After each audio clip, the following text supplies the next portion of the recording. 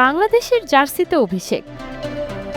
হামজা চৌধুরী খেলেছেন হামজার মতোই, অসাধারণ রক্ষণ প্রাচীর তৈরি করেছিলেন যাতে ভারত দল গোল করতে না পারে। সতীর্থদের দিয়েও চেষ্টা করেছিলেন গোল করাতে, কিন্তু অসংখ্য মিসের কারণে সে কাঙ্ক্ষিত জয় মিলেনি। সান্ত্বনা এটুকুই, ড্র হয়েছে ম্যাচটি। ভারতের মতো দলের বিপক্ষে তাদের মাটিতেই ম্যাচে যেভাবে প্রভাব বিস্তার করে খেলেছে তিনি, তাতে বাংলাদেশের জয় না পাওয়াটা বিস্ময়েরই বটে, যে কারণে হামজা চৌধুরীর কণ্ঠেও আফসোস।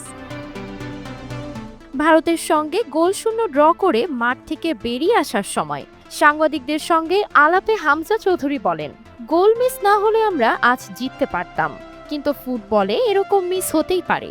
ইংলিশ প্রিমিয়ার লিগেও এমন হয়। আমাদের এটা বাজে দিন ছিল।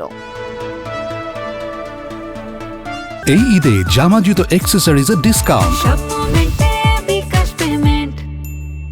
জয় না পেয়ে হামজার আফসোস, তবে কোচ হ্যাভিয়ের কাবরেরা ড্রয়ে খুশি। র্যাঙ্কিংয়ে 59 ধাপ এগিয়ে থাকা দলের বিপক্ষে আধিপত্য দেখতে পারাই তো তার জন্য অনেক বড় আনন্দের বিষয়।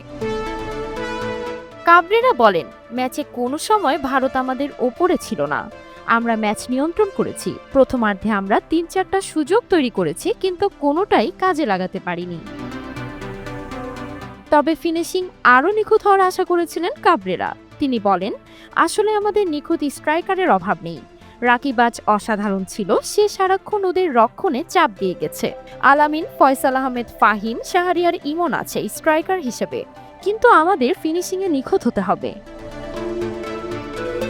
হামজাকে নিয়েও প্রশংসা ঝরেছে কাবরেরার কণ্ঠে। তিনি বলেন, হামজা দেখিয়েছে সে কতটা ভালো, সে তার মান দেখিয়েছে। দারুণ ফুটবলার সে, এ দলের সঙ্গে সে দারুণভাবে মানিয়ে নিয়েছে।